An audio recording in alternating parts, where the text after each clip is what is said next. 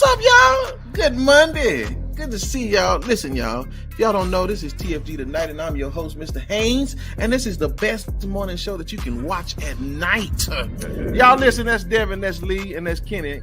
I'm trying to be nice. Black said we got two Americans. Say to my brother Black, man, I think you could be a preacher. I ain't never heard somebody that use a curse word and then read a scripture right after. So let me state for the record, I am a misogynist. You know, Pull out your card, Doc. He's and I'm a chauvinist as well. Anybody who knows me knows that. That's right. That is Now I can go back to minding my own business. true. Either that boy is Benjamin Button or somebody lying. And listen, and that boy may be mentally 12, but he's 34. You bad boy, you don't do it again. I'll let Black articulate a little bit better than that. Nope. Okay. Never mind. Laughter is good for the soul. It's like medicine. Right? Yeah, for real. That's all I gotta say. I wish I had one of them applause buttons to, like that.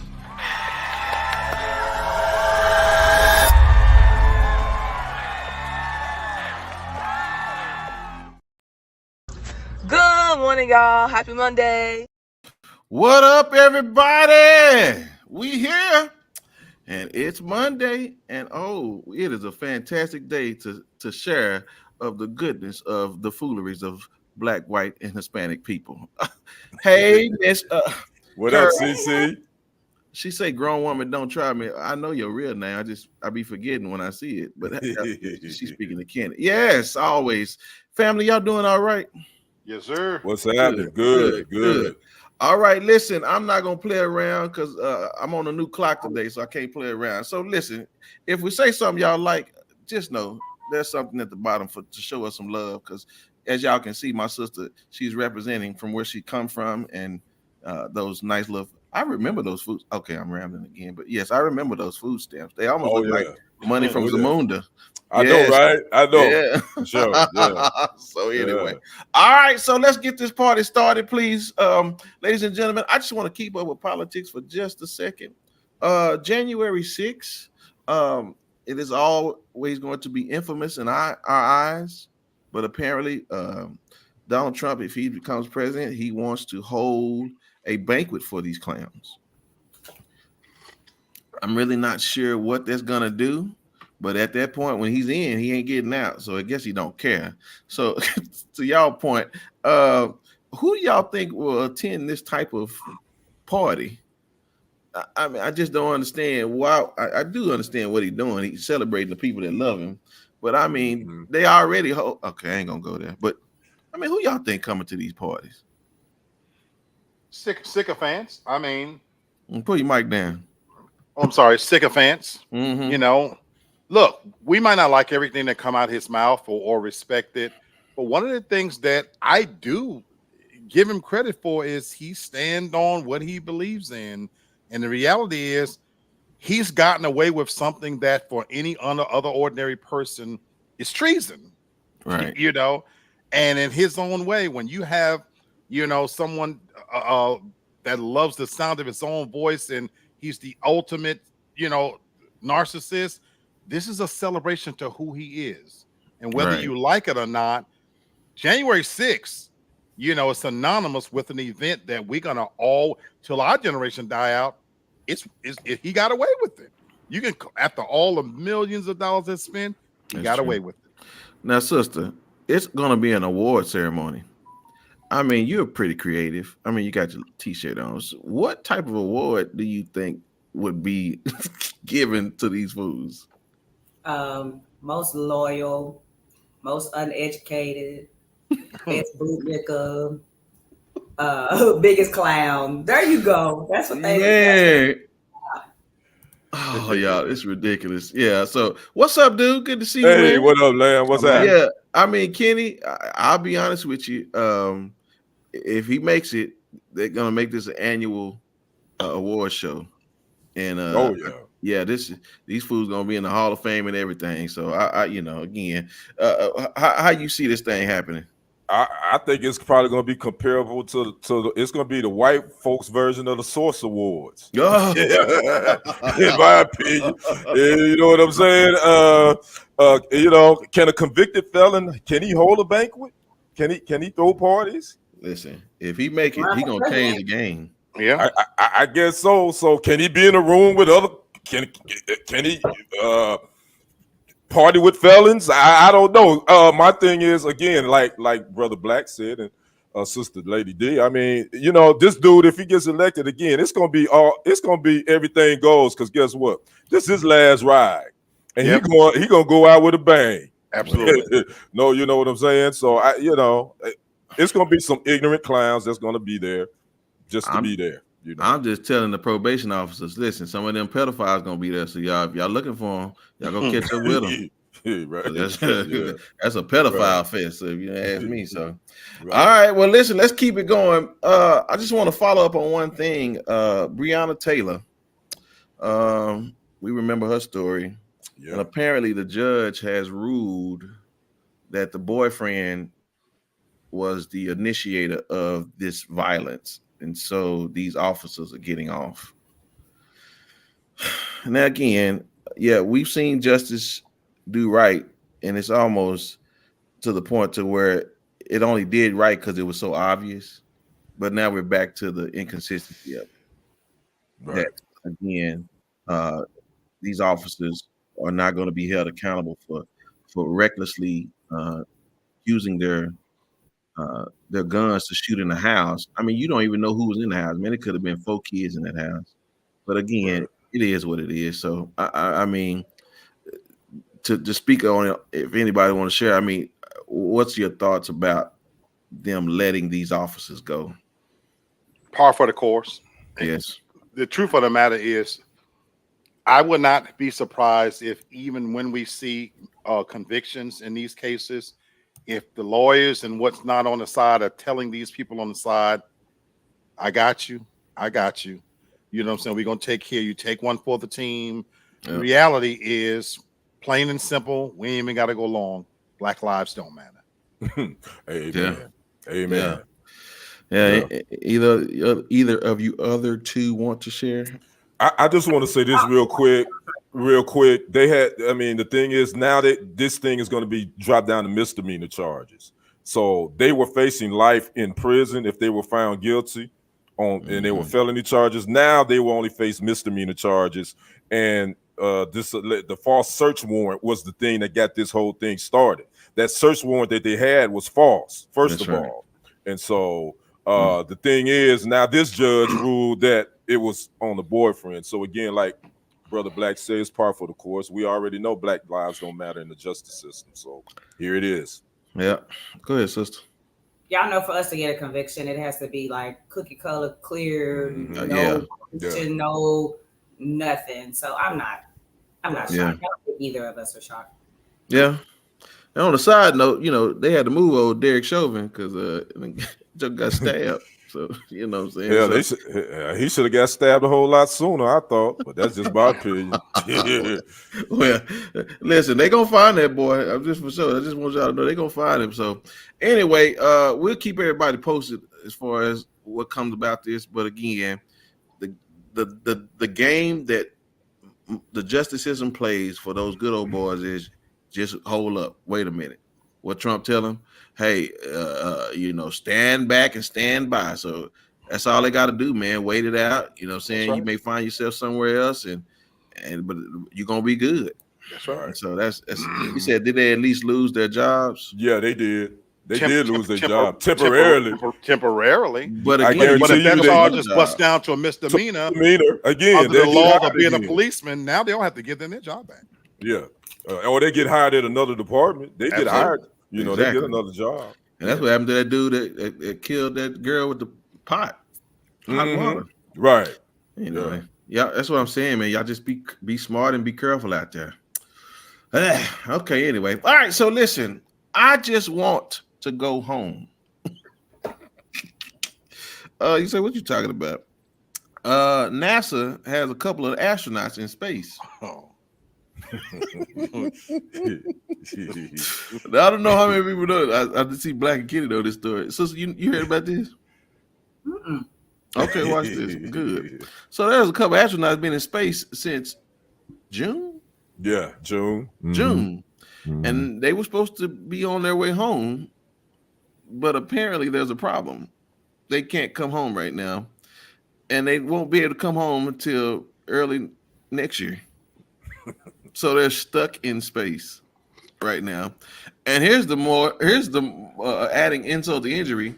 NASA not even going to get them. They're asking Elon Musk to use his stuff to go get them.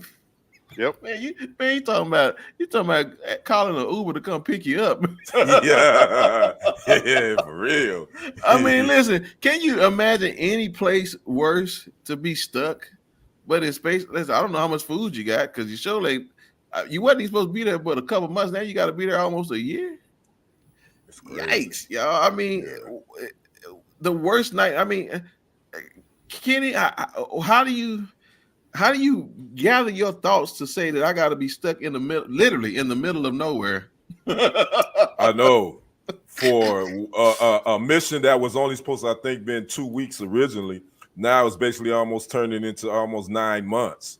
Actually, Houston, Houston, we got a problem. We really got a problem.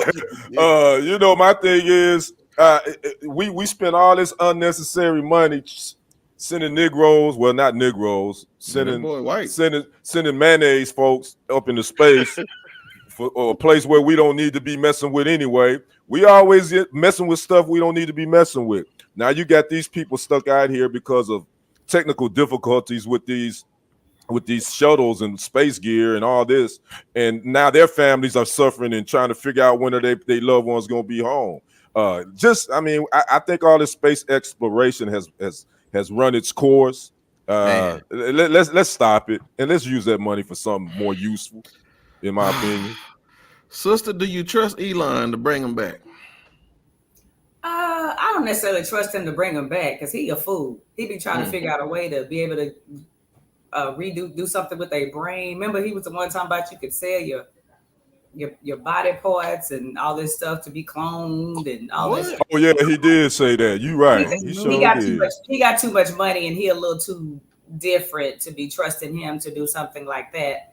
But I'm gonna be serious first. I think it's scary. I kind of feel sad for them because they probably wondering when they're gonna run out of food, when they're gonna run out of oxygen. Yes. Probably have family back here on the ground. And I just think we spend so much money on unnecessary stuff. Let's just be honest. Look at the millions and millions and millions of dollars we spend just on campaigning for these people lately. Right. I just don't know why we can't afford to get them home. Yeah. Right. I mean, Black, for me, I understand it. I don't understand this part. The government, why don't you want to spend the money yourself to go get them?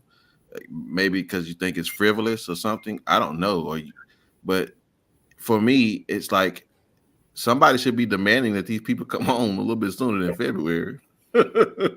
I guess I see it different. I don't give two shits about whether they come home. Oh man, to be perfectly honest with you, they got a family, man. This is what you signed up for. Aren't you telling us you're you're made of the right stuff, and you're the boldest and the brightest? Carl on the same thing. You want to play Captain Kirk. You want to meet your maker. Here you go. I don't give a damn if they ever come home, to be honest, because this is some white people shit, as Brother Kenny Burke said. Yeah. You don't see us climbing Mount Everest just because we don't get caught in avalanches. We don't want to go to the bottom of the sea.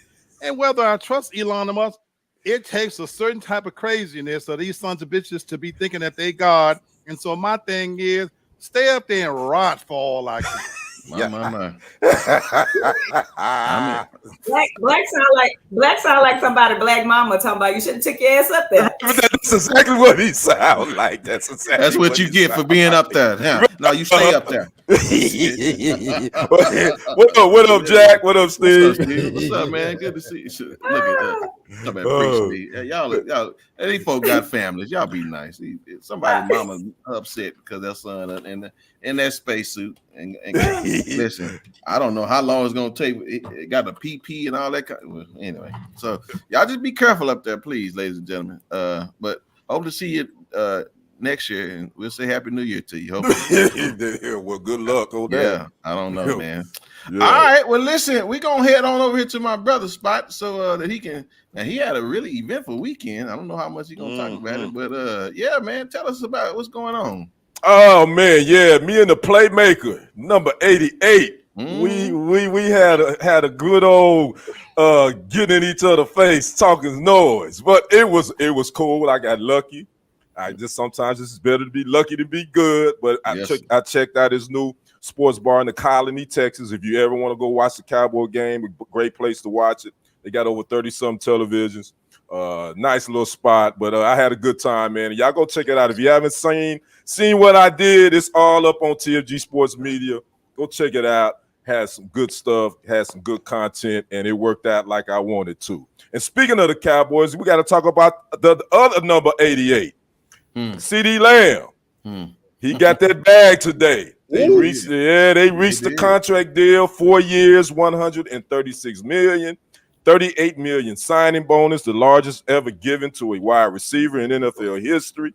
$100 million of that $136 million is guaranteed. He is now the second highest paid non-quarterback in NFL history, behind the Vikings wide receiver Justin Jefferson, who just a couple of months ago got paid. So now he is second highest paid wide receiver in the league, behind Justin Jefferson at an average salary around $34 million a year. So CD Lamb got that paper, and I knew it was going to happen. A lot of people was wondering what it was going to happen. I said, yeah, it was going to take place. So there you have it. So the Cowboys got their number one wide receiver in place. Now, we're going to talk about my favorite coach in college football real quick, Coach Prime. We ain't talked about him in a minute.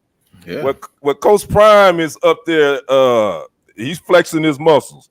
He got a problem with one of those Denver Post columnists by the name of Sean Keeler. And on Friday, the Colorado Athletic Department issued a statement that said that Mr. Keeler, he can still attend press conferences and cover Colorado athletics, but Coach Prime, nor any of the football players, nor any coaches will be giving him any sound. He cannot interview them because of some of his columns that he's written has some personal attacks toward the program as well as Coach Prime. The school was asked for what examples would you say were personal attacks. They said Keeler would use phrases in his columns such as calling Coach Prime a false prophet, calling him Deposition Dion, calling him Planet Prime, and the Bruce Lee of BS. And those are just some of the adjectives he used talking about Coach Prime in the Colorado program. So now Coach Prime, and I actually watched the press conference between he and his reporter. They had a tense back and forth. I didn't know what was going on a couple of weeks ago until I got to investigating. This guy has been writing. He's been throwing darts at Coach Prime in his program since he got there. So I just want to get you guys' opinion. Should Colorado have banned this reporter from asking questions or not being able to interview Coach Prime or his football players? I want to start with you, Brendan. What's your thoughts on that? Listen, this is the thing about these boys. They don't like playing the game when we learn the rules. See, again, if this Nick Saban, if this is Tuberville when he was doing it, all these boys what's the boy from Virginia Tech, even Bobby Knight. I mean, come on, y'all. If these people were doing these things, be nothing said. Right? But it's Dion, right? And so it's a problem. But we've only learned from you guys. When y'all know how to listen, y'all, when folks don't want you in the room, you get your credentials revoked and you can't even come in there. So again, ownership, Jerry Jones, I guarantee you Jerry Jones done put somebody out before. And nothing's been said. So again, Dion has learned the game. And again, Dion don't borrow white privilege because Dion has just set his own lane. But that's the privilege that has been bestowed upon people That's not our color. And Deion just showing y'all own game. He playing with y'all ball and playing y'all game. That is. Ain't nothing wrong with it. Okay. Lee, Brother Black, what your thoughts on this whole situation? He can still talk. He just can't talk in there. But he can still cover them, but he can't get any sound with Coach Prime nor the players. He can still cover them. What's your thoughts on it, Black? And I'm glad you showed Lamb's comment. Sometimes it's not what you do, it's how you do it. I personally don't have a problem with it whatsoever, and I love the fact that Deion flexed his muscle. And to your point, Brother Brenton, when you got the power, wield it. You know, sir. I have no problem with it whatsoever. Having said that, I wish it would have been done differently. You know, I get why it was done, because the attacks were personal. It had nothing to do with the game. You know, you were going on personal attacks, and again, you were crossing the line because you want. I'm glad you mentioned some of those names, Brenton. You want to tell me in all the years of coaching, we never heard that kind of visceral attacks on, you know, some of those white coaches. But here it is, a black man. What's the one thing that's different? He just happens to be black. Having said that, I wish it would have been done differently. You could have achieved the same thing without making the public statement. And in many ways, to me, I think it would have sent a stronger message. Picture Deion Sanders in front of the cameras, and boom, boom, boom, boom, boom, and here come the guy. And then you know, well, let me do something, blah, blah. Next question, please. Yeah, and he did that at a press conference I was watching a couple of weeks ago. You know, and I agree with you on that. Yeah. And so behind the scenes, but again, I don't have a problem with it per se. I love that the president of Deion, they stood with him. They telling him, I'm all in with you. We with you 100%. So I don't have a problem with it whatsoever.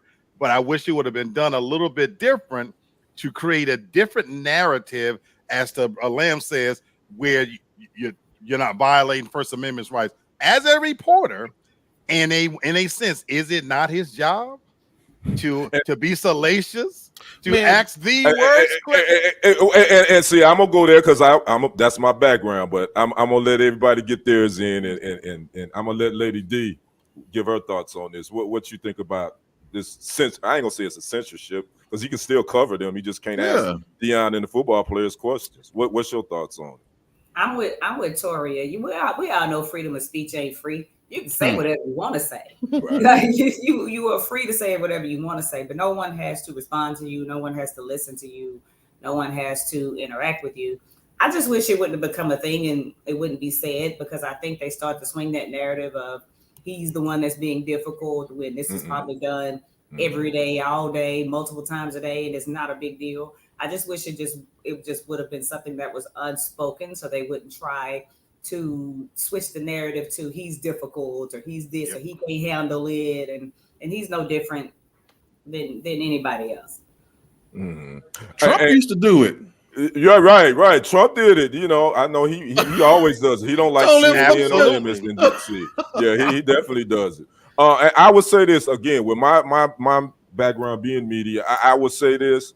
It's not a First Amendment. It's not going against his First Amendment right. First of all, because Colorado is a private institution, and they can basically say who can talk to us or not. That's up to them. So that's not really going against that man's First Amendment right. But I would say this as a media, we are paid to do a job, and again, there's a slippery slope when you single out certain media organizations and say they can't cover me.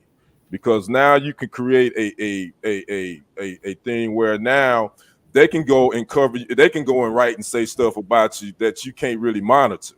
You feel me? So this columnist can really go in hard now. So hey, yeah, they didn't bar me, so now I can write stuff this and that way. I'm like Black. I wish they would have not even released the statement. Again, he can still come. Yeah, he can come to the press conference, but he ain't gonna know that we ain't taking no questions from him. We're gonna just give him either one word answers. How did you think the offensive line played today? They did okay. Next question.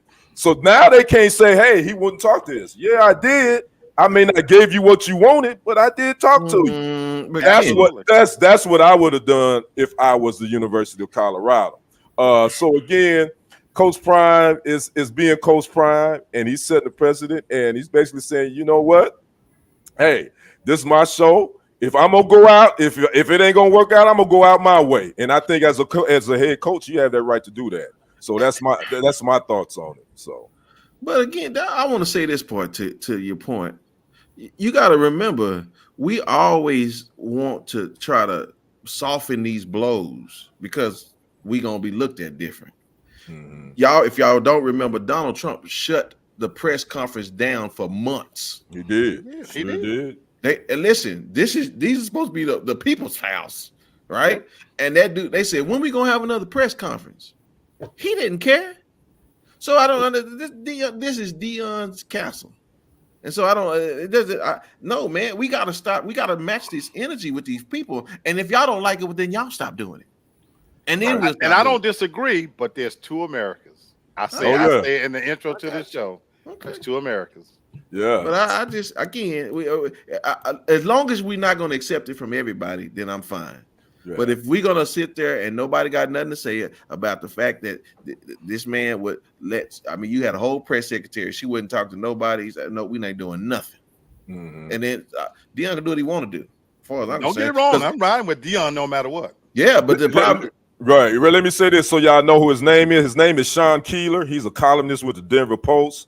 If you want to look at his picture, I believe he don't like Deion. I know they say you're not supposed to judge a book by its cover, but y'all Google his picture. He looked like he a white racist to me. Right. Sean Keeler. I said it. Yeah, I said it like Mike Blazin. I said it. I said it. I said it. Sean Keeler, Denver Post. Yeah, I think you're a racist. That's my thoughts. Anyway, I'm done. What's so funny is, though, I will say this: Colorado with Deion, because Deion brought them 10 he brought them that. He brought them that green. He brought 11 figures. So again, when that green stopped, then guess what, Deion? They're gonna show you. They're gonna remind you how much of a nigga you really is. There you have it. You want me to tell you when you ain't when it ain't gonna remind you when you bringing in that money? Let that money stop. You have it. That's they'll retroactively go back and punish that booty. So I just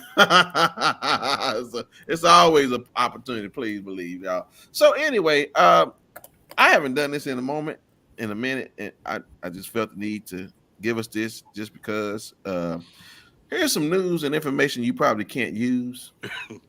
And I just apologize. We're just going to take just a brief intermission to just talk about something stupid. Again, do you all eat Chick-fil-A? Oh yeah. I do not. You don't? I do. I do not. Wow. I don't eat it religiously, but I eat it. But, okay. Yeah. Well, apparently Chick-fil-A is wanting to venture out to new areas. They want to offer a streaming platform. A streaming platform? Yes. What? They want to offer a platform to offer music for people to go listen to. Chick-fil-A? Is really? I'm not playing. Y'all go look backstage. I put the article in. Okay. Yeah, they want to offer people an opportunity. Now listen, just off the top of the dome. What up, bro? He said I eat Chick-fil-A, but it's overrated. What up, now, CT? That pimento spicy chicken, that thing hits now. That thing it do be hitting. Girl, good to me. I ain't gonna lie, it ain't overrated to me. Yeah. Now listen, they did switch to they are doing antibiotics in their chicken now, so it ain't like it used to be, but yeah, it is. So I just off the cuff, y'all. What in the world? That's what I'm about to ask. And the real estate insider gives you the answer. What do you say? Chick-fil-A is religion based. Oh yeah, that's right. Right. Yeah. So the owner of the company. There's gonna be no great gamble here. That's why it's just this serious. Yeah, because this is another powerful CEO entering a lane, and I would bet my paycheck on it's going to be religious based. Yeah, my man. No, it's going to be Phil Collins, right. Simply Red, and Phil Collins. Never. You guessed it, Black. They say it's going to be family friendly content on the platform. Yeah. What wheels on the bus go round and round? What are we doing? Because I'm gonna be honest with you.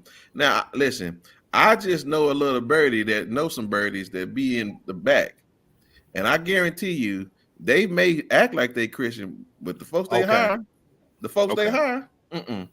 they need to be drug tested. They need to be they background need to be ran for being pedophiles. Yeah, so I'm just telling you, I know who back there now. So I'm just telling y'all, they ain't as holy as they want you. Right. Now I could have told you that. Yeah. Anything that presents itself as holy, those are some of the worst people imaginable. So yeah, I mean, so sister, would you subscribe to? Now listen, I will if y'all give it to. I don't know. Would you listen to it? I guess I don't know. Hell no. Hell no. Like for what? Like why would I do that? Just give me my spicy deluxe set. Right. And let me go on with my life. Like that's right.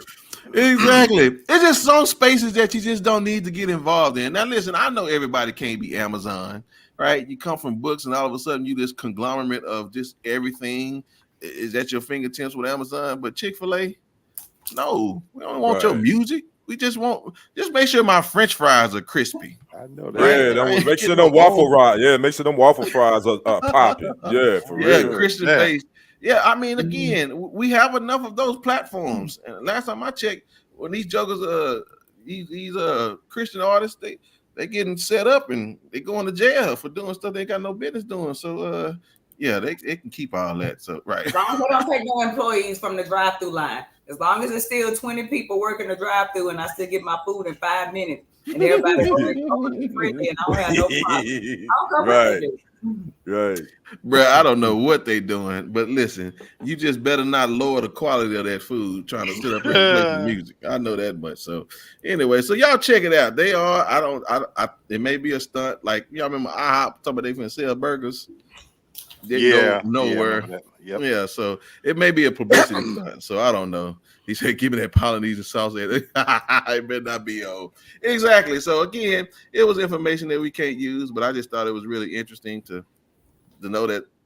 Again, this may be a publicity stunt, so we'll see. But I don't know. All right, sister.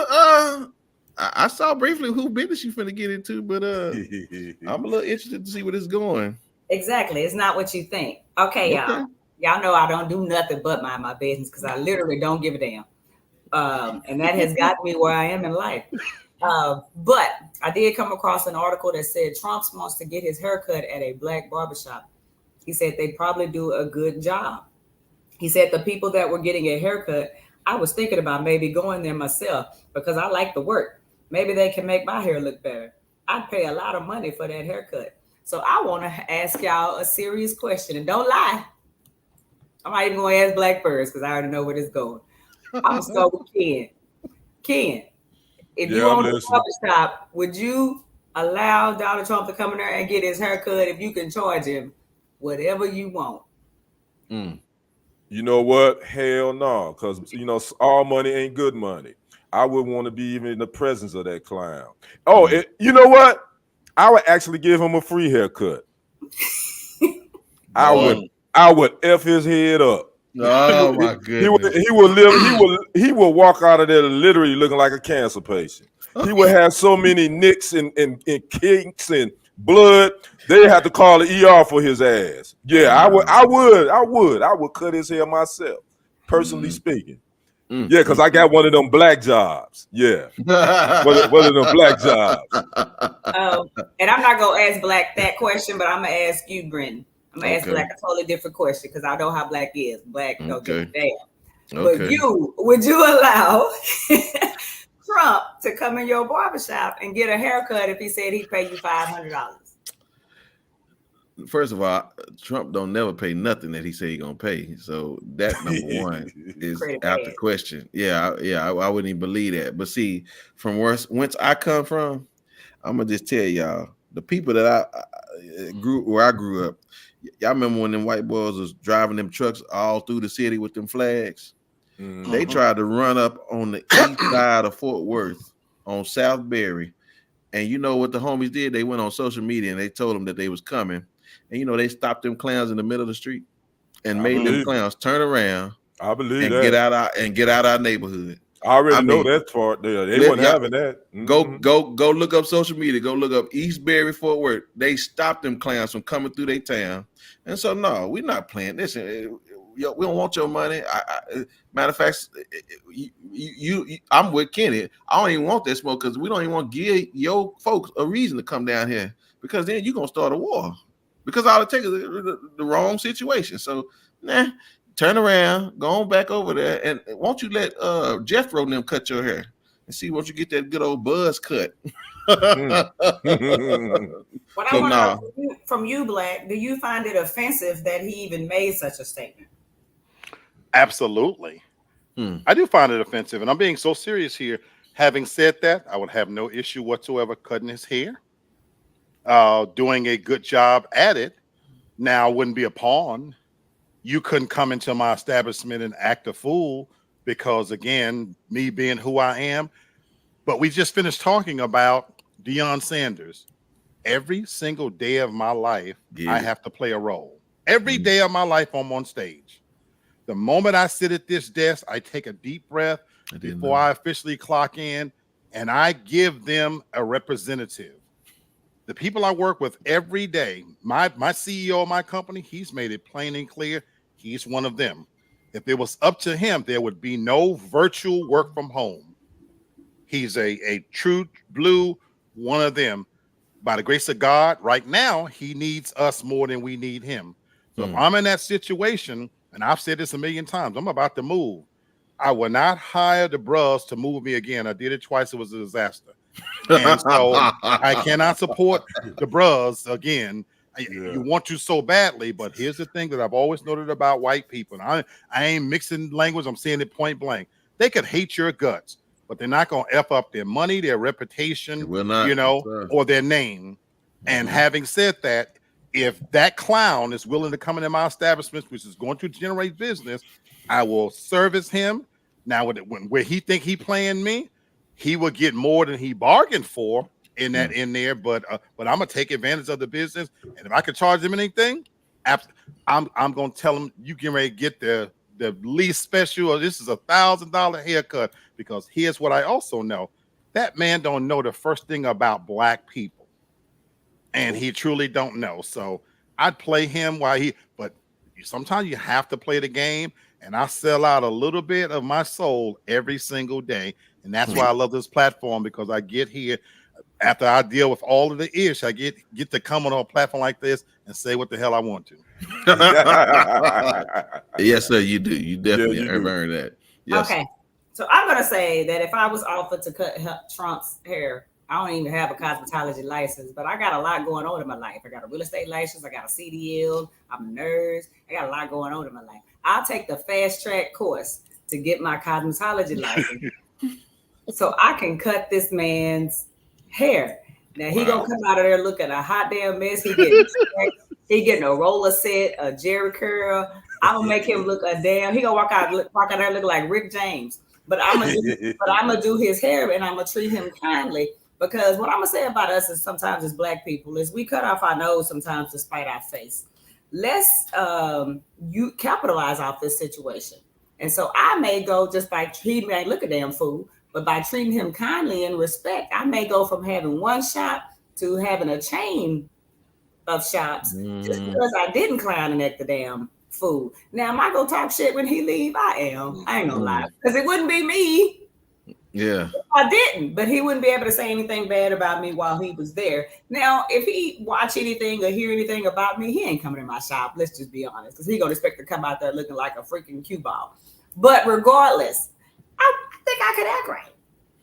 I think I can act right, but I also find it completely disrespectful that he says something like that about doing anything associated with black people. Because Miss Kamala, if she says anything associated with being black, even though she's got black blood running through her veins, she is trolling to the black people. So I find it offensive that I've seen so many black people fall into that and act like he's being cool or whatever, but they are so anti-Kamala when she does anything black. Right. And it really, really, really annoys me. But now I'm gonna go back to minding my business. I just don't think y'all remember Chrisette Michele when these people support him. They don't we don't come out on top with that one. So I just he gonna have to give me my money up front. So that's gonna already be a problem. So I don't. Hey, no, I had to cut his hair in my garage. No, Negro, you coming over here? You come on over here to my garage. I cut it in my garage. I mean, I wouldn't do it. I'll just be honest with you. I wouldn't. I got do you. it. That's just I truly could. Talking. It's one thing to go to a convention to sing to help him get elected. It's another thing if you come into my establishment and I'm providing a service and I'm going to exploit that. Because we get exploited every day. I get that, but to me, this gives me the step and fetch it, and I'm shucking and jiving. I ain't gonna be shucking and jiving for no clown like him. And just his money wouldn't be good for me. Just for me. That's just my personal. What you I get it.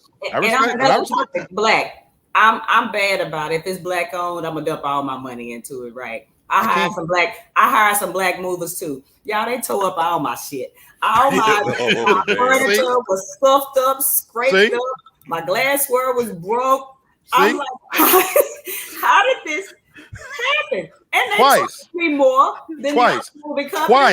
Thank you, D. I ain't gonna do it no more. Thank you, D. And I said I can't. I totally understand that. I get that. And D, my stuff for a pizza and some beer. Why the hell am I gonna pay for it? D, the moment they saw it was in Buckhead, it's sad because that's the moment you could literally see the wheels turn. Oh, what was supposed to be a 2-hour job turned into a 9-hour job. Yeah. And now you have my shit hostage, and I can't choke your black greasy ass. I can't rock with you on that, Lamb. Y'all know that man ain't paying y'all, but here it is. It's the climate, the political climate is too hot. So I don't really believe that even if it's 50-50, like half of us is okay and half of us not. Mm-hmm. I mean, it's a wash at that. Like what it'd be different. I don't know. Maybe cut Joe Biden's hair. Maybe I don't know. Don't cut neither one of them. But that's just it, Brenton. I see them as the same people. I do too, but you got to understand the people that support Joe Biden are not as radical as it is for people who support. In many ways, I respect Trump's people more. I'd rather know what you think of me up front. That behind closed doors stuff, smiling Joe, he's just this. I can't stand him, a con on all of them. I hope they all have a heart attack and die. I'll dance a jig. All right. I mean, even here, it's two of us that agree and two of us that don't. right. Yeah. I'm just telling you, it'll be the same thing. Exactly. Yeah. So we've already had our polls. It's already 50-50. So that is. Speaking of the devil, anyway. Well, some of them think he Jesus the second coming, so I don't know. But listen, God help us all. I just want to introduce us to the devil, or figure out who is he. Like, who do we say he is, and what is he doing, and what's his purpose? What you say, Miss Tori Devin? What does your shirt say, sweetheart? Oh, yes, ma'am. Hold on. Let me give her a moment. Started from the bottom. Now we here. Yeah, with a big $1 food stamp. Already, I definitely, for sure. Oh, it's taking me back to my penny candy days when I used to go to the store with I know that's right. Mama let me have a change and I could buy me a little Debbie snack cake or something. I know that's right. That checkbook looking, tearing them things. Yeah, see, they don't know nothing. They don't know nothing about that. Okay, y'all. Well, listen, that was the devil too. So we can talk about the devil and all his schemes. But I want y'all to take a look at this, and then I got a couple of questions I want to ask us because I think we need a little help with this situation. So check this out. One more time, I couldn't hear you.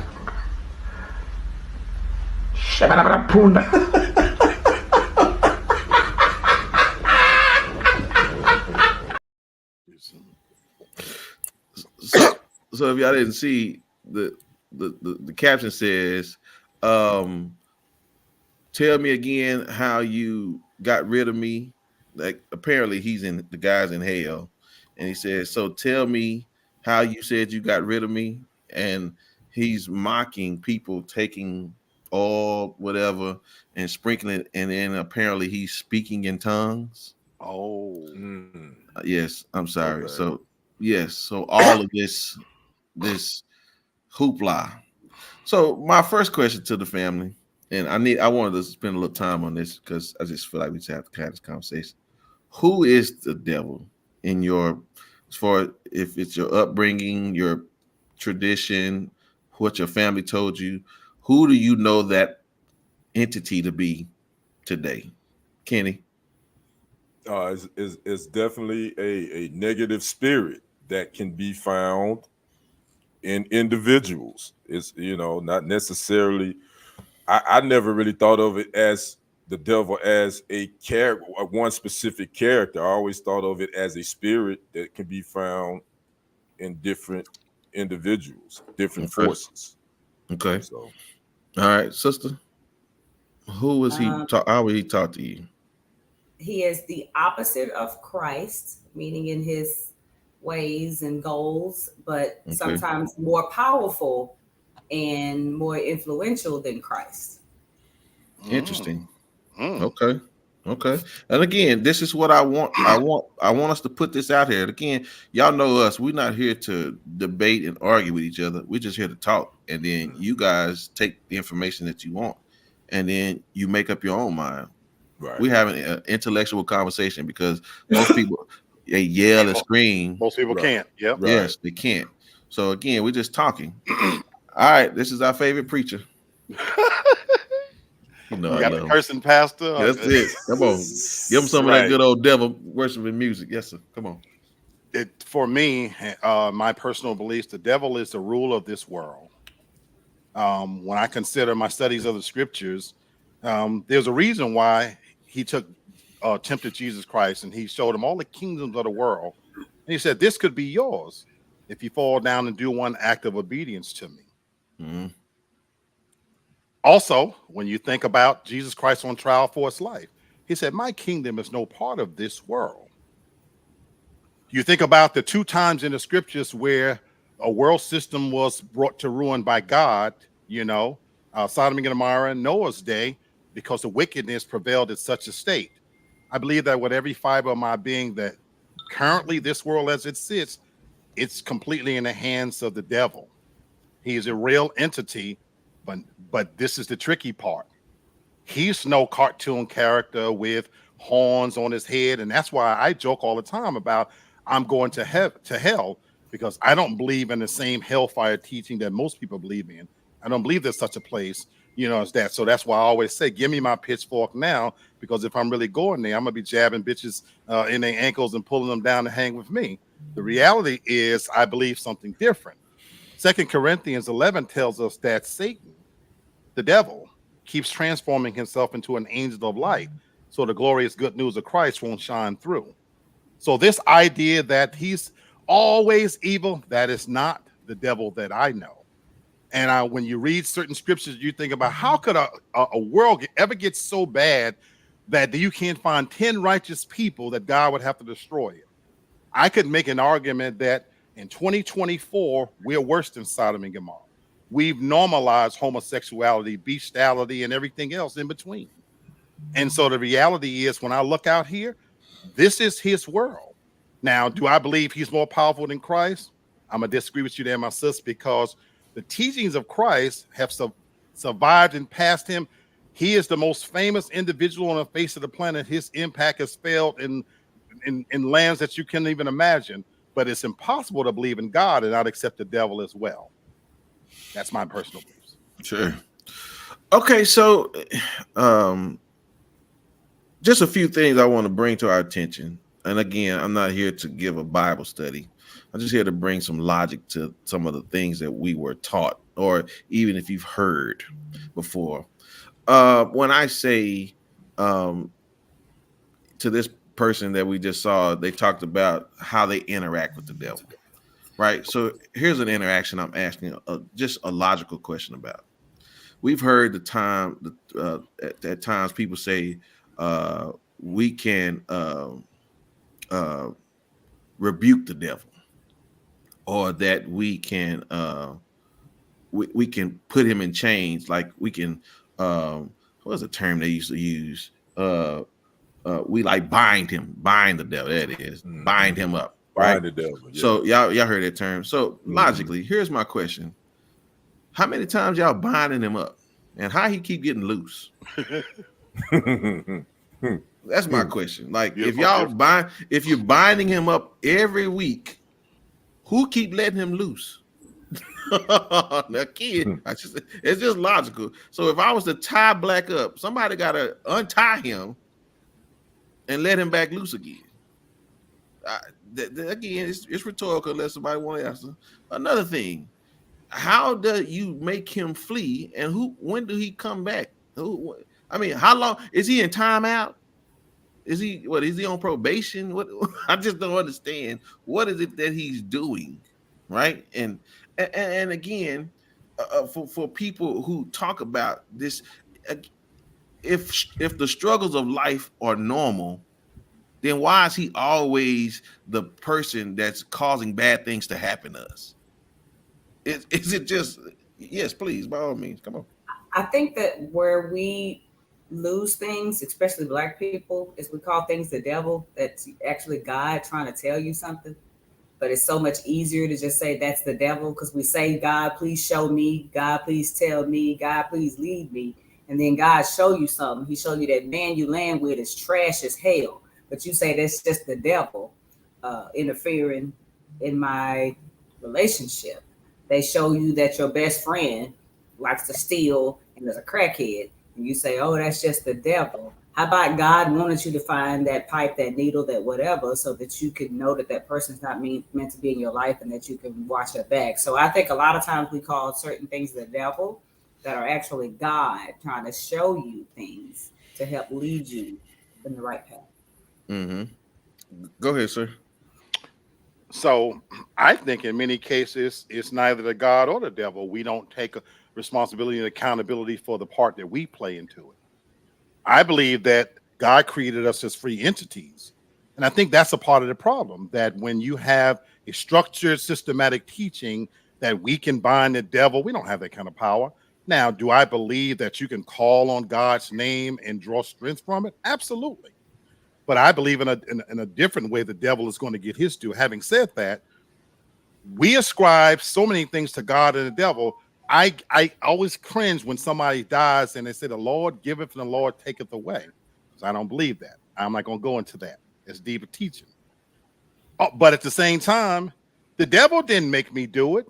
If my fat Black ass, I had chlamydia 4 times.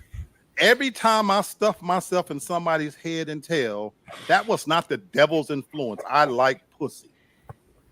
And what I got from it, sitting in the clinic, praying to God, please, God, don't let me have HIV. That's my fault. Those are my actions. And I take full responsibility for that. And there was no little angel nor a little devil on my shoulder. When I was beating them nasty bitches to death, nobody wasn't in that room but me. We'll be right back. This is a test. This is only a test.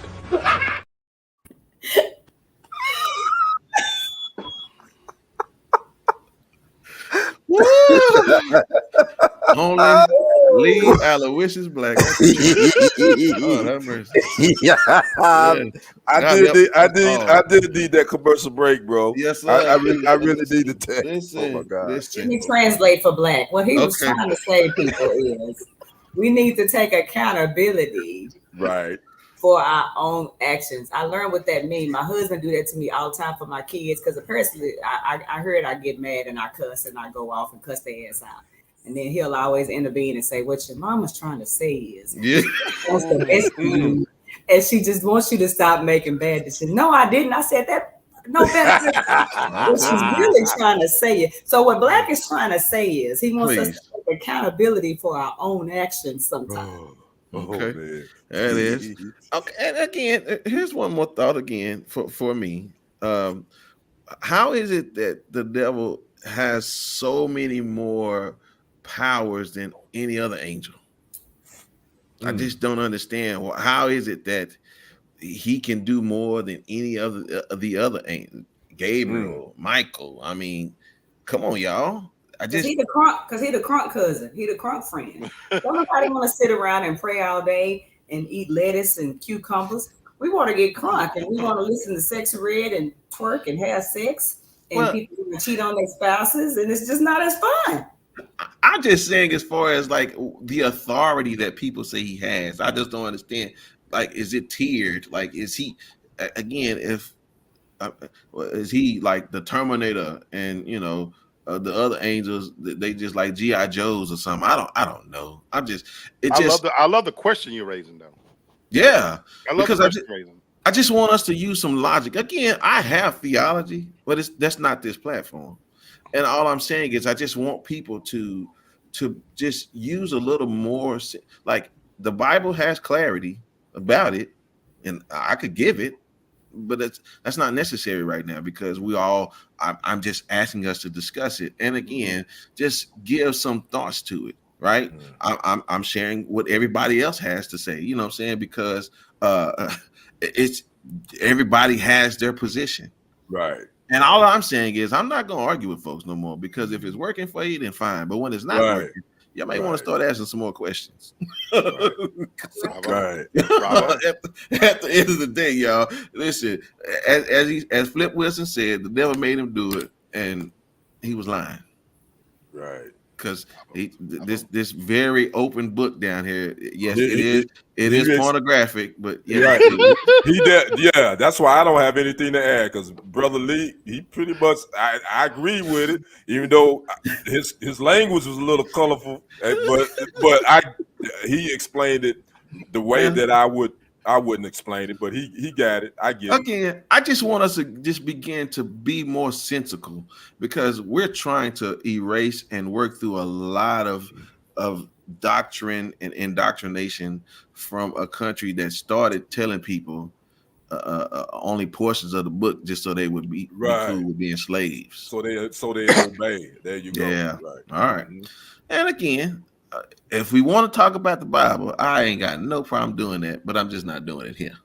So I ain't got no problem. All right. Speaking of some more foolishness, Judge Greg Mathis. This would hurt me. Did it? Yeah, Judge Mathis is my favorite TV court judge. He's always been.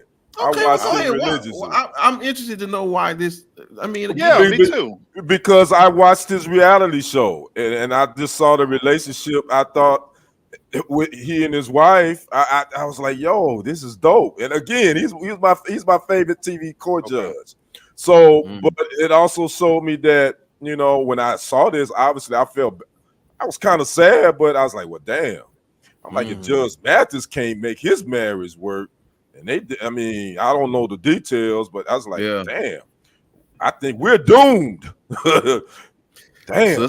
Sister side eye. Come on, let me see what that another marriage gone. Okay, so let's just be clear before I let her talk. Judge Mathis' wife apparently is filing for divorce after 39 years of marriage. Mm-hmm. Now, again, that's not uncommon. But again, as you can see, it bothered my brother, but my sister's giving a little side eye. So, what you got there, little food stamp? I know, right? I just, the first thing I thought was, how trash of a husband was he for a woman to leave you after? Whoa, wow. That's not Lady D. Come on now. Come on, Ken. Don't know. Even after 10 years of marriage, you don't want to exit your marriage. For a woman to completely start her life over alone, after all those years, this is your best friend, your confidant, your everything. And I know women who have left their spouses after 30 years, 40 years. They were treated not great for so much of their marriage, to where somebody finally told them, you don't have to sit back and continue to tolerate this foolishness because of who they are. This woman filed for separation and was filing for a divorce within a couple of months. And y'all know, we know several couples who fake it to make it on social media, and they portray themselves as this great couple. You know what I'm saying? We are all advocating for Black love. I tell you all the time, I would love for it to not be a thing, for Black love to not be a thing, for it to be normalized to have healthy, strong relationships which foster Black love. But what I really want, as the resident ovaries on this panel, is for people to understand that women aren't tolerating foolishness no more, and we want what we give to be reciprocated. And who knows what he put that lady through during that 37 years for her to have the strength, because you know how much strength it will take to leave somebody after that time, for her to have the strength to leave him after all those years. Wow. How do you know that she didn't put him through something? I don't, but let me also tell you something. So why is the man getting the brunt of the reason for the breakup of the marriage? Be real with me, Ken. Take a step back. I'm not even going to ask Black because I already know his answer, or Brenton because I know his answer. Men don't tolerate BS from women the way we tolerate. That is not true. BS from men, not at the same magnitude, because we have been taught. I have been taught that men just act a certain way. You can expect this behavior, that behavior, this behavior. And I don't know what this sister did. I truly don't. I don't know if she was more successful, less successful, but she was in the background. You know what I'm saying? And I know that Judge Mathis, being a popular celebrity, a TV celebrity, let's just be real. Let's just be real of what may have happened to his ego. I'm not even gonna say he cheated, but he may have had ego, and there may have been expectations of her because she's able to ride this roller coaster with him.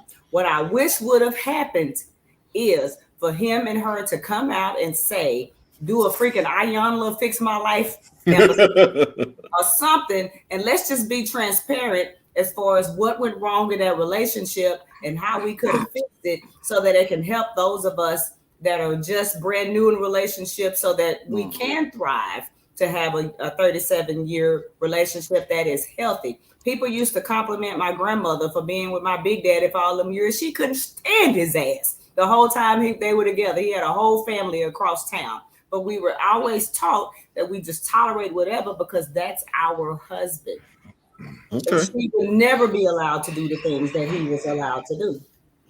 Yes, sir. So I want to interject the other side, of course. I have no way of knowing what happened. I think the enemy here is the celebrity. I remember the movie Malcolm X, and he told Malcolm when he was giving him the mission to make mosque all over this, that's going to be what he's doing. He said, beware of those cameras because it's a drug. I find that the moment you allow cameras, I'm glad, Kenny, you brought about that they had a show. When you turn your marriage into a caricature and you turn yourselves into characters that people follow, see, don't get it twisted. I've been doing Real Talk for Real Men for over 5 years. You don't know how I live at home. Whatever little background you see behind me, that's the snapshot you get to see of me. And if I love that Brother Brenton does this show, and he don't highlight his family. We know him. We've seen his beautiful family pop in here and there, but there's a reason why you don't open those cameras up so that they can get to know your wife and Joshua Mathis don't he have a gay son and this, that, and the other and whatever. So and I'm not making a commentary on that, but I will say this, system, little sis, that you told a story about people saying, there's many times that we stay with women too. Basically, the truth of it is sometimes we're about as faithful as our options. How you know that he wasn't sick of her ass? And that for all in many years that maybe that's the best he thought he could do. But through his riches, his celebrity, let's keep it real, because he is out there traveling and going and meeting. And now bitches that would never look his way, but money makes people look different. That's the only logical excuse I could think why Beyonce is with Jay-Z horseface looking ass. Having said that, I'm sure that now he's getting pussy thrown at him. And so my thing is, he might not be sad that she's gone, because when money introduces itself into the equation and fame, and now this bitch, all she want to do is sit around and still watch TV, and he want to go out and do places, maybe this is a great thing. But I think the enemy is when you open them doors and let cameras in and look at us, this, that, and the other. I love what Michelle Obama said about Barack. See, we tend to look at couples through storied eyes, relationship goals. And Michelle says, sometimes I hate this man. In real marriages, behind the scenes, there's no 50-50. There's moments when you're giving 20%, they're giving 80, vice versa. And again, you keep that person. If you're gonna be in the limelight, your mate shouldn't be in the limelight. Yeah. You know, because them cameras open the door to a whole nother scene, I think. So for me, and I'll move on after this. I'm reminded of Nino Brown and that woman that taught him how to read. Am I getting that right? Wasn't that light-skinned chick? Didn't she teach? But she ain't taking him how to read. He said, you had me read some books.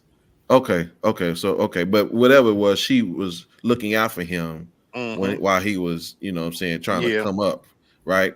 And so I'm really stickler about these behaviors. And just knowing Matthew's story, he was a knucklehead, and then he went to jail, and then all of a sudden he came out and he became this success. 39 years. I don't know how she started with him when he was a knucklehead. Right. And so my thing is, we don't know what he went through, but I do know that fame is about as bad as opioids. So, and I will say this is that something became more important than her. And based on what everybody's saying, I don't have any reason to doubt the family for what they're sharing.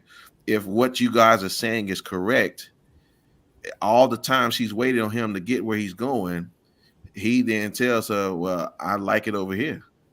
And he tried to pull her in, and she didn't want that. Like, and again, if what you guys are saying is correct, then here's the reality for me that she let him do his thing, do that Judge Mathis show for 20-some years, right? But then you go off and spin off and do it again somewhere else. It's like, bruh, we're done. And then you want to do a reality show with us. I can see what became. He is addicted. He's an addict. He's an addict to his own fame. And that's just, again, what I'm seeing here. And so, me too. I think celebrityism. Well, listen, on a good note, we'll end it right here. Happy anniversary. Hey, happy early anniversary. Yes. Yeah. I hope you guys have a how many years, Bama girl? Hope y'all keep rocking it. You know. I hope it ain't 39, because that don't sound like a good number this year. Y'all can do it. Keep him on social media. Y'all can make it. Y'all keep thank you. Right. Yes. It ain't always the man's fault. It ain't always the man. It ain't always the man's fault. That's okay, right. I think she but it usually is. But it usually is. No, yeah, it's always two sides to the story. 30. Yeah. Oh, listen, we celebrate here for sure. That's good. Hey, cheers to you and the hubby, by the way. Yes, I hope y'all enjoy each other. Cheers. All right, well, listen, I got one more for us. I'm on the clock, so I got to keep on moving. I'm gonna do better. You good? Okay, yes, sir. All right, so listen. Our Black Love series, man, I'm really feeling this like good energy. We're giving some really good conversations today, right? So it's just not like we don't always, but I think this is really like we should go back and rewatch this, and you might hear some things you like. So listen, investing in our community, and I don't mean it like giving back to our community. I'm saying how we view investing in our community, right? And so I'll ask this question. What's going on? What you saying? For mindless, what talking per? Oh, okay. Don't do it, Brandon. Oh yeah. Hey, you can hit the door. Don't let the good doorknob hit you where the good Lord split you, Emery. Listen, y'all know. Everybody know me.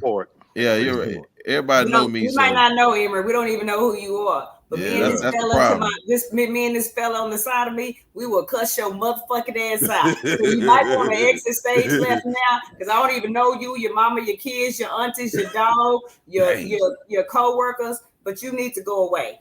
Tori, and put your leg down while you're licking the peanut butter all between your balls. Nasty, eating something. They need to go by. Bye. Okay. All right. Yeah. Okay. I'm sorry. That's my fault, y'all. Because y'all know we don't. I wish they come on. If they come on, I will respect you 1,000 times more. Yeah, I got no problem with that. Don't hide in your mama's basement. My goodness. I'll just say it like this. Do y'all know Pulp Fiction? that's Vin Rames down here. And I mean, Right. Yeah, he gives Yeah. that Vin Rames action. Already. Just know, yes, just be careful. Now. He's not Vin Rames, but just know he know how to give. Investing in the community.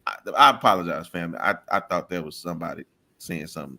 I should have just read it. My bad. Okay, so do will y'all mind sharing? Do y'all invest? I do. Okay. I believe I do.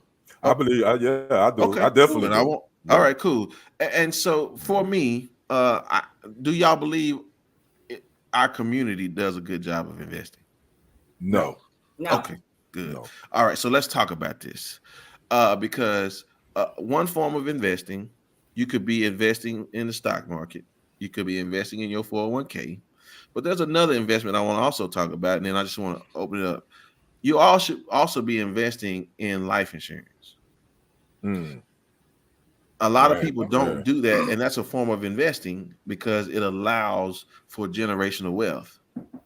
And again, I have instructed my children, I'm not working hard to leave y'all all of my stuff.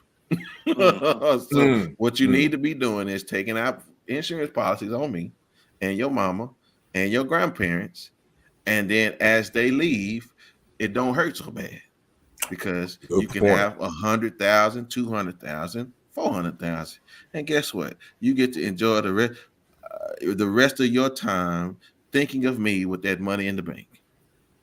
And so I want to encourage us as a community, you know what I'm saying, to do better and stop and not allow your children to, again, I'm not telling you to do all the work.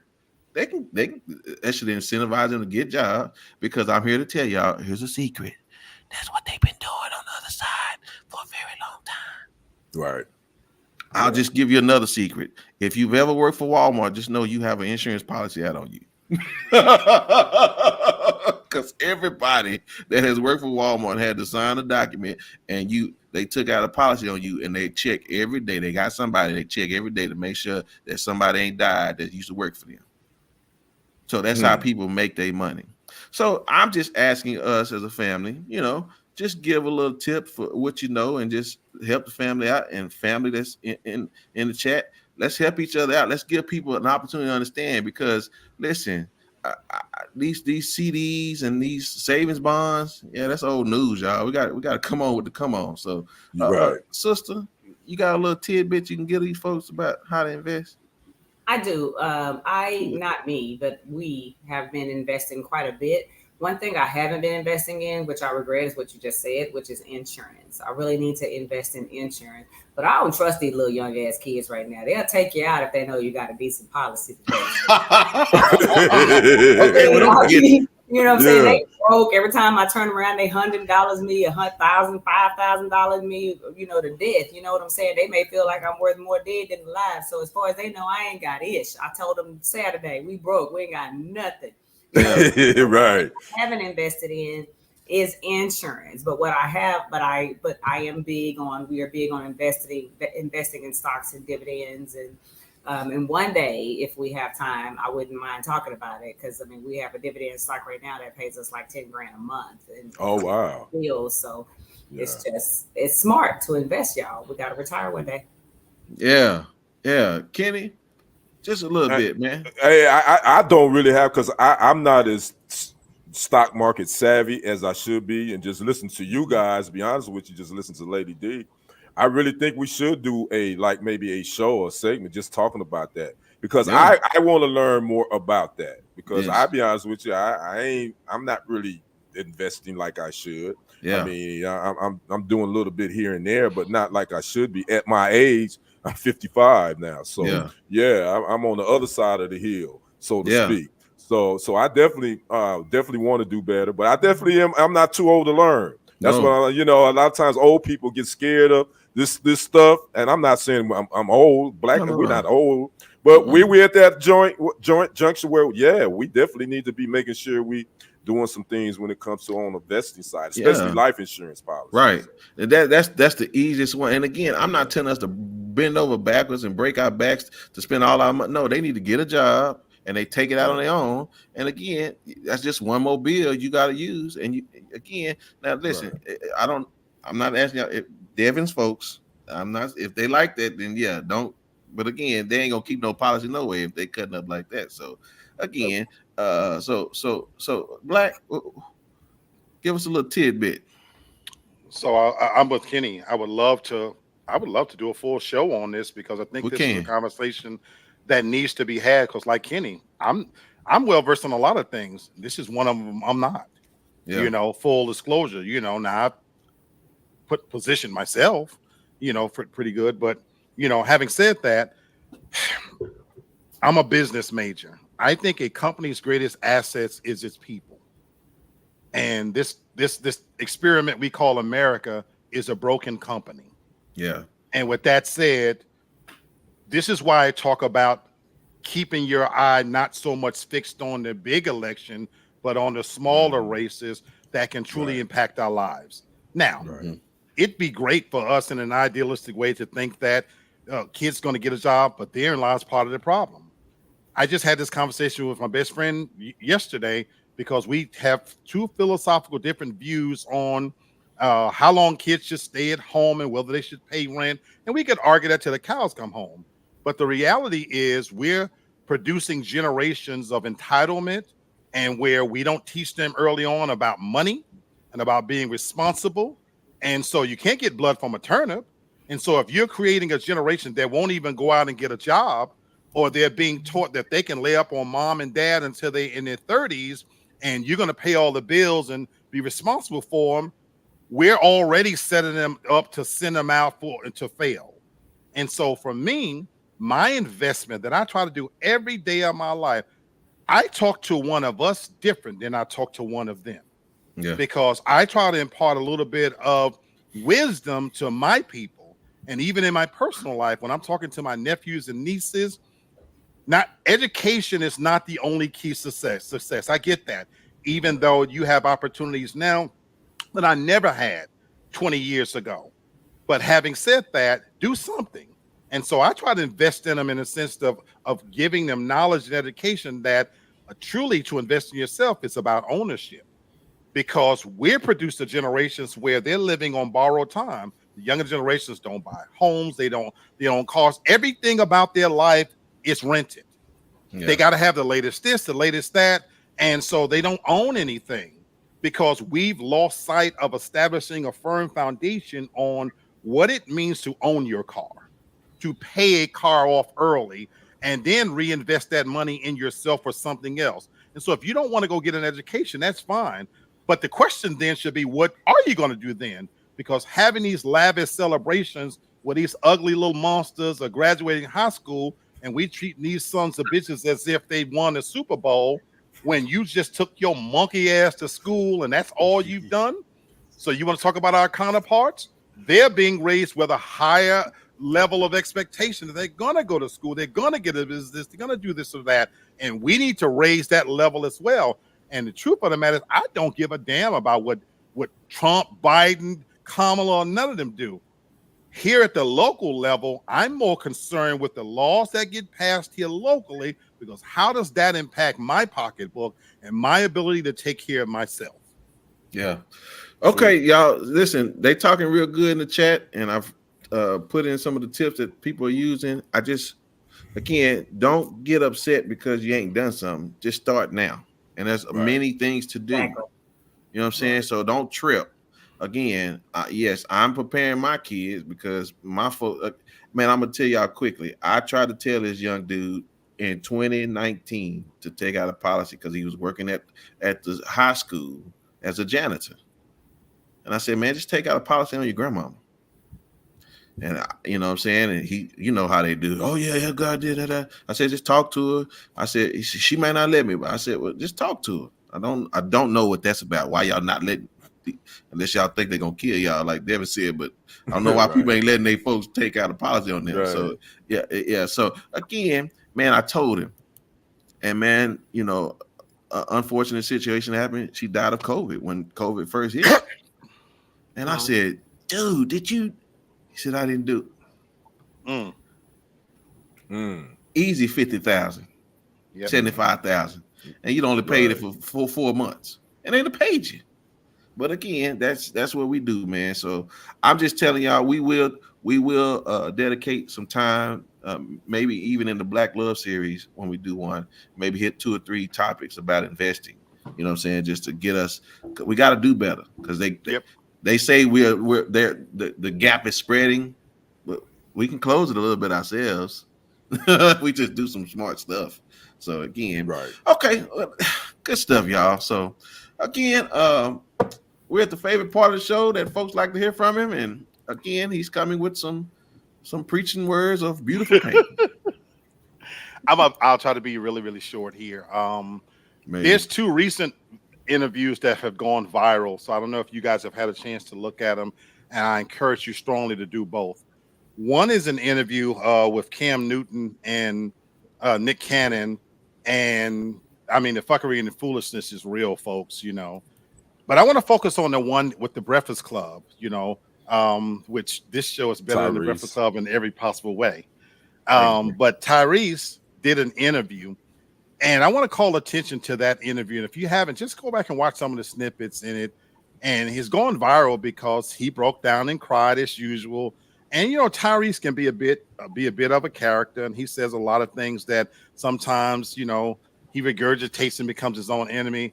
But what I found this interview so compelling was because in it, of course, he cried, and he was talking about where he is at this stage of his life, and he broke down and gave some realness in a way that we don't often see from a celebrity.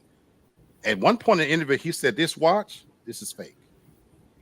This bracelet, I paid $32 for this on Amazon. It's all this shit don't mean it's not real." And he talked about how he deals with his pain.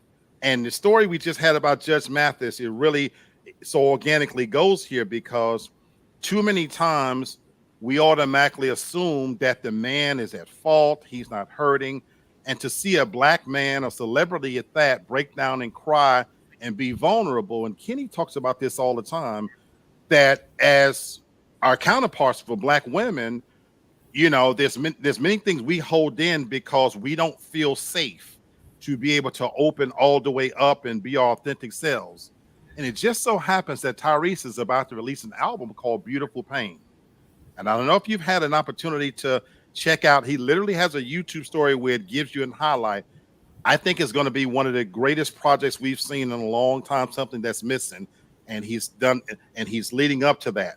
And what I love about this is because I hope that this is becoming normalized where he's opening that door and letting you know. And he talked about in this interview how when a woman has a miscarriage, we always assume right off the bat that the woman needs attention, but the man is not hurting. When there's a divorce, you know, how is she doing? Well, how do we know that Judge Mathis is not hurting after losing for 39 years? I can sit here and tell you that I've been divorced for 30 years and the pain has never gone away. So much so that I put up a defense from that moment since. I've never remarried, and I don't ever want to feel that pain ever again. Because as a black man that have to get up and walk in this world, the expectation is so high of what people expect me to be that when even my male friends, and so how you doing? You know what we're programmed to say as black men? Yeah, I'm doing well. I'm good. And there's many times I got to let you know we are not good. We're not good in so many ways. But we say, me and my nephew say to each other, well, if I did complain, who gonna listen? Because as a black male in particular, and I'm not asking for sympathy towards a black man, but I'm telling you as real as I know how to be that we do cry.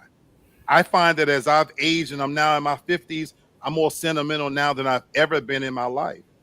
And I've talked about this on my platform. I can't tell you how many weekends I've driven around and there's a level of melancholiness that I break down and cry in my car and don't even understand why. Because to get to this stage in my life where financially I'm doing okay, but there's so much that's missing. To be divorced for 20 years, to not be able to share all that I've become and am with somebody, and don't know where to go to find that anymore. And when you get to this stage, there's a level of distrust because you have such a small circle of friends. So I love you people here because y'all have become my family in more ways than you know. So when this album is talking about a beautiful pain, it is opening up the door and hearkening back to a time when Stevie Wonder and Marvin Gaye and real music was put out there that really talked about how we feel. And to have a man express this, I just think it's a beautiful thing. And I'm just asking everybody, if you haven't, look at that interview. And more importantly, go look at the little snippet of, he's got a showcase of the album. I hope you support it. It's not about making him rich. This is about hopefully understanding each other a little bit more and understanding what it means, just a tiny bit of the pain that a black man has to carry and all the shit that we have to keep inside. Because I just told y'all, I go on stage every day of my life to get paid. And then even in my private life, I have to suffer in pain many times because I don't know who I can be vulnerable enough to share the true pain I'm going through when I'm dealing with things about my health, my finances, my own worries and concerns. And so we're not supposed to cry. And I got news for you folks. Pain is real and we bleed like everybody else. And I want to salute Tyrese for bringing attention to this. Thank you, sir. Thank you. You know, we got time for you, man. So you know what I'm saying? And I know he know that. Doubt. So again, yes. So we appreciate that. Thank you, sir. Listen, fantastic show, ladies and gentlemen. I can't wait to watch the replay of this thing because it seems like we did some good things today. So I appreciate that so much, family, and all the family that was commenting today and taking care of that business. So y'all should have let him. Y'all listen, Telly Clan, they gonna come on. They better be ready because they gonna catch it. Hey, man, listen, right. I'm telling you, I'm the one. Y'all know I'm petty. I am too. Sister, always a pleasure. Thank you for you and your food stamps. And yes. Do you got a plug? Huh? You got a plug for that EBT? I don't. I wish I did. A family member of mine just started getting food stamps, and I'm trying to get her to sell me some too for one tripping. She don't want to share. Like I ain't never too good about food stamps. Please understand me. But anyway, what I want to say is on a serious note, because we were talking about investing and financial stuff. What I want to say to us is I've had to learn to get out of my own way. I am the girl that will have money stashed in a drawer, sitting in a bank account, doing nothing with it. And I had to be shown what I'm missing about how easy it is to turn $100 into $200 into $400, et cetera, et cetera. For sure. And what I've had to learn to do is sacrifice. I know that us as Black people, we tend to want to spend our money on frivolous things because we're not used to a lot of things.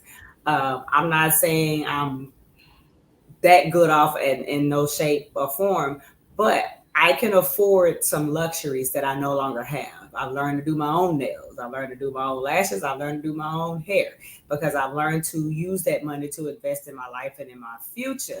So that's something that we have to learn how to do as a people because, like I say, we're not getting any younger, and before we know it, we're not going to be able to take care of ourselves as elders because Social Security, y'all, will not do it. Yeah, that's right. So so we just have to learn. It's baby steps. And one day maybe we can have a segment and I can kind of go over the things that I have learned in my life, and not just in relation to investment, but in relation to living your best life now. Because you may not. I know people who have been waiting until they retire to go on a trip to simple places, y'all. And there's ways to do that for much cheaper than you'll ever know. Yep. So we just need to live our life. That's what I want to implore you guys to do. For sure. And listen, and a good credit score will take you a lot longer. Y'all stop listening to these folks talking about you don't need a credit score. Niggas need credit scores. All right. White people that have generational wealth already, yes, they don't need them. But niggas need credit scores. That's right. So y'all need to work on good credit scores. All right. Thank you. Cannon, please. I just want to say, let me say this real quick. I just want to say about social media during the political season. Social media is a beautiful thing, and I just want you all to be careful out here when you get to sharing these different memes and graphics about political candidates, and make sure you check and make sure that you're sharing something accurate, because I see a lot of people sharing stuff on social media about these candidates. Mainly it's been about sister girl, Mhm. that those memes have been totally inaccurate information on it. So the problem with that is when you get one person sharing this, then another person will share it, they'll share it, then you start passing all this misinformation along to people that probably didn't even go to government class, they don't know shit about civics, don't know how government work, don't know that the vice president really don't make they can't pass anything, they don't make any laws, it's Congress. So y'all need, if y'all ain't went to school, stop sharing these memes that got a whole lot of misinformation on it. And I ain't trying to tell you got to vote for the sister, but at least don't be on these social media pages disparaging her either. Bravo. Can we do better? Please, people, can we do better? If you're gonna share stuff, make sure it's accurate information. That's all I want to say. That's Bravo, brother. Bravo. Thank you, Ken. Thank you. I know one thing. In 2025, y'all better not be upsetting Kenny, because listen, it look like it's gonna get out of hand for him. Bravo, brother. Y'all already know I had a time with Michael Irvin. You know me and the Playmaker went at it on Saturday, so I'm still hyped. Yes, sir. Always, my brother. Let him have it. Miss Toria, bring me to, we might as well go full circle with the PSA announcement. It's flu season, folks, so I want to give out another reminder about our health. Men, women, children, whatever. And I want to encourage you to get yourself a black doctor.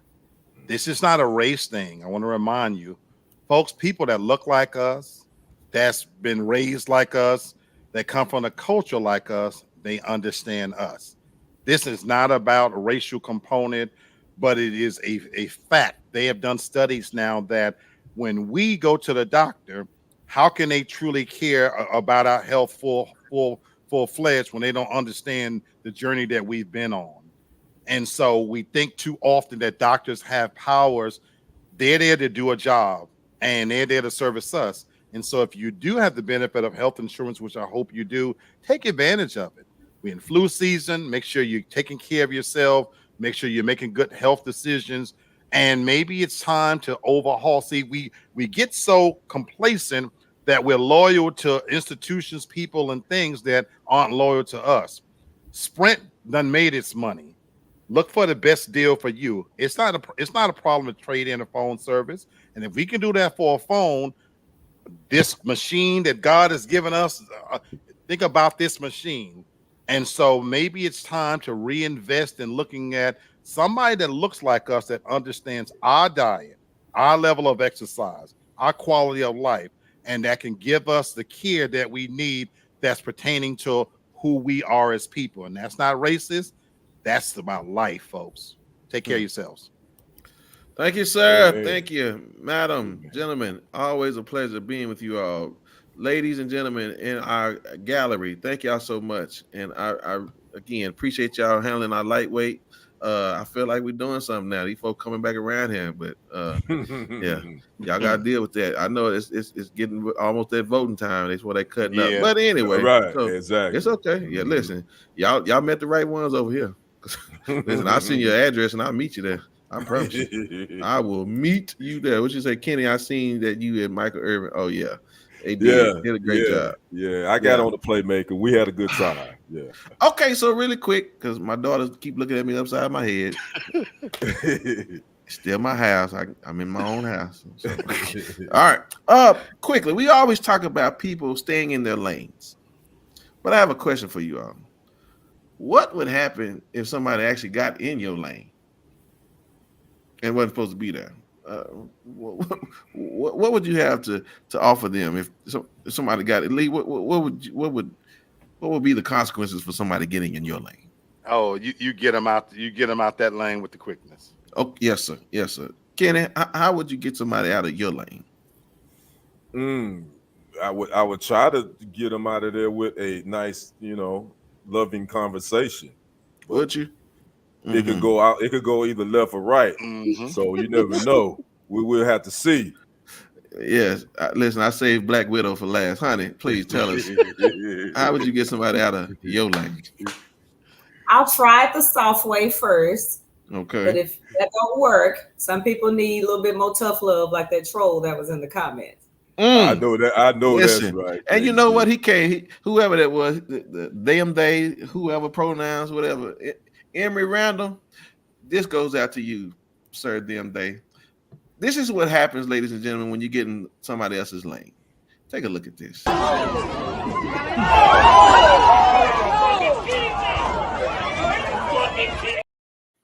As you can see, the flag was already at half staff because that young man. Damn. I'm just telling you. Shout out to Emory Randall because you made the donkey of the day with the getting in our lane, sir. So just always know there's room for you at this track meet if you like something, please. That's right. So, again, great show, ladies and gentlemen. I appreciate everybody for being on, and thank y'all again. Sister, will we be here next week? I will. Oh, Okay. Ladies Oh, and and gentlemen. it's Labor Day too, guys. Oh, it's next Labor Monday. Day. Oh, well, I'll talk with the family. If they feel like getting on, we'll get on. If not, it's a Black looking like we ain't gonna be on. So Black is moving too, though. oh, That's what I'm trying to think. Okay. I'll Well, let you know. listen. All right. Well, listen. Y'all will know really soon if we're gonna be here. But for now, that's Devin, that's Kenny, and that's Black. And Black will let y'all know if we'll be here or not. But if not, peace. Peace.